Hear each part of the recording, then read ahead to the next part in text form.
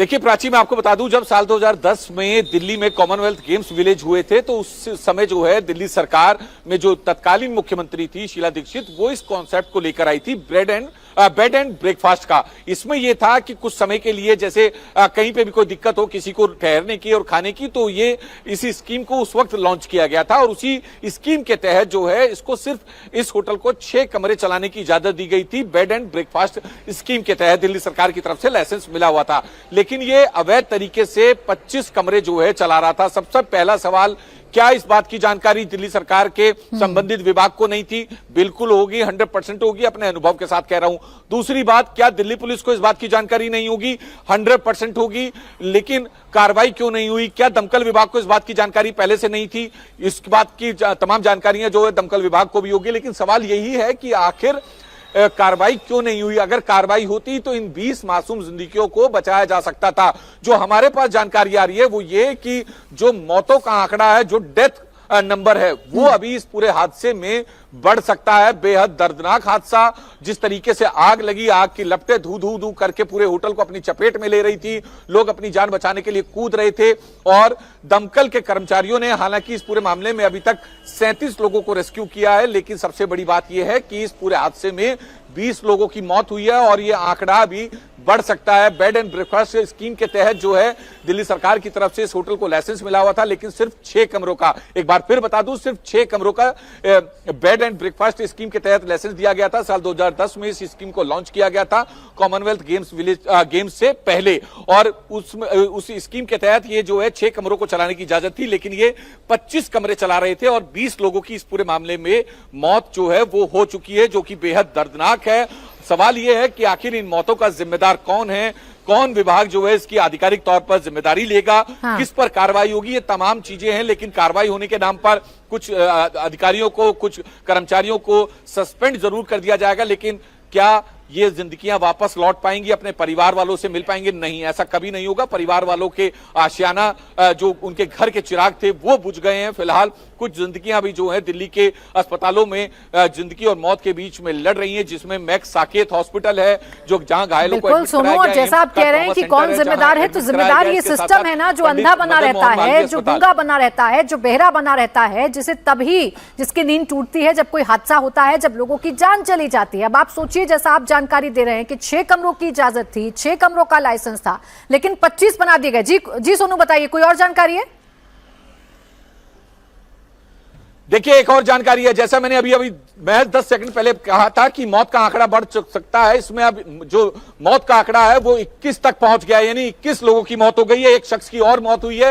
हालांकि इसमें बच्चे कितने हैं, बड़े कितने हैं, महिलाएं कितनी हैं, ये अभी साफ नहीं हो पाया, लेकिन दिल्ली पुलिस के टॉप सोर्सेज ने हमें कंफर्म किया है कि मालवीय नगर में जो होटल में आग लगी है उसमें 21 लोगों की मौत हो चुकी है। प्राची, तो ये जो है एक बड़ी घटना है, बड़ा नंबर है और लगातार पुलिस जो है इस पूरे मामले पर लगी हुई है। तमाम अधिकारी मौके पर हैं, दमकल विभाग के जो आला अधिकारी हैं वो मौके पर हैं। रेस्क्यू ऑपरेशन जो है चलाया जा रहा है। जी बिल्कुल, ये बड़ी खबर एक बार फिर से दर्शकों को बता देते हैं कि मौत का आंकड़ा लगातार बढ़ रहा है। मौत का आंकड़ा बढ़कर 21 हो गया है। 21 लोगों ने अपनी जान गंवा दी है। 37 लोग हैं जिनको गंभीर अवस्था में अस्पताल में भर्ती करवाया गया है। लेकिन सबसे बड़ी बात जो इस होटल की निकल कर सामने आ रही है, जैसा मेरे सहयोगी अभी बता रहे थे कि बेड एंड ब्रेकफास्ट कॉन्सेप्ट के तहत इस होटल को लाइसेंस दिया गया था, जिसमें सिर्फ 6 कमरे बनाने की इजाजत थी, लेकिन देखते ही देखते ये 6 कमरे 25 में तब्दील हो जाते हैं, जिनको अलग अलग अस्पतालों में भर्ती करवाया गया है। अब हालात आप देखिए ना, जिस एरिया को 6 कमरे बनाने का लाइसेंस मिला है, अगर वहां 25 कमरे बना लिए जाएंगे तो कितना कंजेस्टेड एरिया होगा। और जहां बेसिक लाइसेंस के नियमों का उल्लंघन किया गया है, वहां बाकी फायर सेफ्टीज का या सेफ्टी मेजर्स का कितना उल्लंघन किया गया होगा, इस बात का भी अंदाजा लगाया जा सकता है। अतुल, चूंकि आप तो मौके पर ही मौजूद हैं, आप तो पूरे इलाके को भी देख रहे हैं, इस एरिया को देखकर क्या आपको ये समझ में आता है कि ये एक ऐसी जगह है जहां 6 की जगह 25 कमरे वाला होटल बना दिया जाए? बिल्कुल, देखिए प्राची, बहुत बड़ी चूक, क्योंकि 6 कमरों के होटल के लाइसेंस के अंदर अगर आप 25 रूम बनाते हैं तो इससे आप अंदाजा लगा सकते हैं कि किस तरीके से मिली भगत से इस होटल के अंदर ये रूम बढ़ाए गए होंगे, बनाए गए होंगे। एक बार फिर सिचुएशन में आपको दिखा देता हूं। यहाँ पर आप देख सकते हैं कि अब तमाम पुलिस आला अधिकारी जो है वो मौके पर मौजूद है, क्राइम टीम जो है वो मौके पर मौजूद है, फायर ब्रिगेड की गाड़ियां जो है वो यहाँ मौके पर मौजूद है। आग पर पूरे तरीके से काबू पा लिया गया है।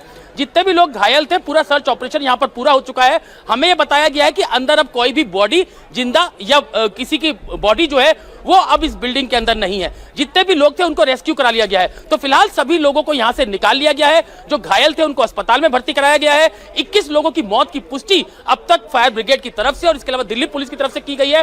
और आप देख सकते हैं तमाम पुलिस आला अधिकारी जो है वो मौके पर मौजूद है। कितने बच्चों की इसमें मौत हुई है, कितने बड़े, कितनी इसमें महिलाएं थी, कितने इसमें जो है वो पुरुष थे, ये पूरी तफ्तीश अब यहां पर की जाएगी। लेकिन हादसा इतना बड़ा है कि 21 लोगों की जिंदगी, ये पूरे जो होटल है इसके अंदर जब आग लगी इसमें 21 लोगों की मौत हो चुकी है। तो अभी तफ्तीश यहां पर की जा रही है। निश्चित रूप से क्या क्या खामियां थी, कैसे इस होटल के अंदर इतने रूम एक्स्ट्रा बनाए गए, किस तरीके से यहां पर कैसे एमसीडी की लापरवाही थी, किन लोगों की लापरवाही थी, ये तमाम तफ्तीश होंगी। लेकिन हादसा इतना बड़ा था, आग इतनी जो एकदम से फैली कि 21 लोग इसके अंदर मर चुके। हमने देखा कि कई लोग, जो खिड़कियां आप देख रहे हैं, इन्हीं खिड़कियों से नीचे कूदे। और सामने आप देखेंगे अभी भी वो गद्दे यहां पर बिछे हुए हैं। जो आस पड़ोस के लोग थे, जो शॉप्स थी, उन्होंने अपने गद्दे यहां पर रखे ताकि ऊपर जो खिड़कियां हैं वो ऊपर से वो लोग कूदे तो नीचे जो गद्दे हैं उनके ऊपर गिरे ताकि उनके चोटें ना आए। और हमने विजुअल के अंदर आप देख रहे होंगे प्राची कि जो लोग ऊपर से कूद रहे हैं वो इन्हीं गद्दों के ऊपर गिर रहे हैं, क्योंकि आग पूरे तरीके से इस होटल को अपनी चपेट में ले चुकी थी। पूरी बिल्डिंग के अंदर धुआं जो है वो चारों तरफ से भर चुका था।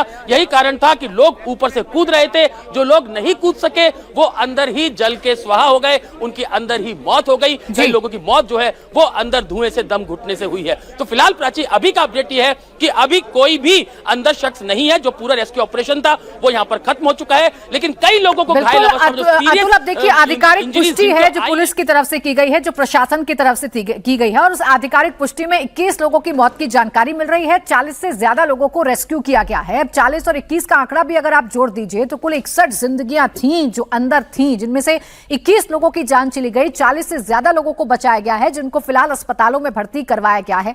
अब यह आंकड़ा क्या बढ़ सकता है, लोगों को कितनी गंभीर चोटें आई हैं, क्योंकि तस्वीर तो भयावह है, तस्वीर तो डराने वाली है। एक तरफ आग में लिपटा हुआ पूरा होटल नजर आ रहा है, तो दूसरी तरफ अपनी जिंदगी को बचाने की जंग लोग किस तरीके से लड़ते हैं वो भी इन तस्वीरों को देखकर अंदाजा लगाया जा सकता है। जहां गद्दे नीचे बिछा दिए गए, क्योंकि आसपास के जो लोग हैं जैसे ही उन्होंने देखा कि अंदर लोग फंसे हुए हैं, चीख पुकार मच रही है।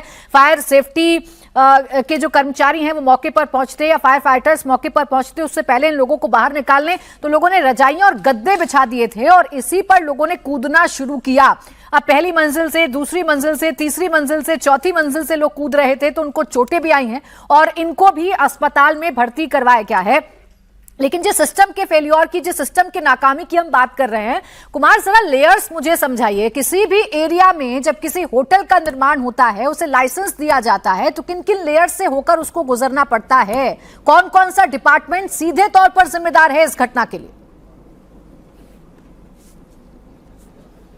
देखिए, सबसे पहले तो कोई भी अगर बिल्डिंग बनती है और कोई लाइसेंस मिलता है तो उसमें पुलिस की एनओसी सबसे ज्यादा जरूरी होती है, उसके बाद दमकल विभाग की जरूरी होती है एनओसी, और उसके बाद जो है कंसर्न डिपार्टमेंट का लाइसेंस जो है उसमें दिया जाता है। तो इसमें पुलिस की तरफ से क्या कुछ हुआ और क्या कुछ रहा, हालांकि अभी जो है आपको बता दूं, कुछ जब चेंजेस हुए दिल्ली में, सरकार जब बदली तो दिल्ली पुलिस के पास तमाम लाइसेंसिंग की व्यवस्थाएं थी और इस रेस्टोरेंट को भी जो है लाइसेंस दिल्ली पुलिस को की तरफ से भी जो है दिया गया था, क्योंकि होटल के लाइसेंस भी जो है दिल्ली पुलिस की तरफ से दिए जाते थे। हालांकि अब वो प्रावधान बदलकर जो है दिल्ली सरकार के अधीन आ गया है, वो पूरा कार्यक्षेत्र, पूरा विभाग, तो इसलिए अब दिल्ली सरकार का भी इसमें रोल है, क्योंकि दिल्ली सरकार का तब भी रोल था क्योंकि ब्रेड एंड ब्रेकफास्ट जो स्कीम है वो दिल्ली सरकार की थी। तो ऐसे में दिल्ली पुलिस, दिल्ली दमकल विभाग और जो दिल्ली सरकार है, इन तीनों की भूमिका है, जो पूरा रेवेन्यू डिपार्टमेंट है उसकी भूमिका है कि किस तरीके से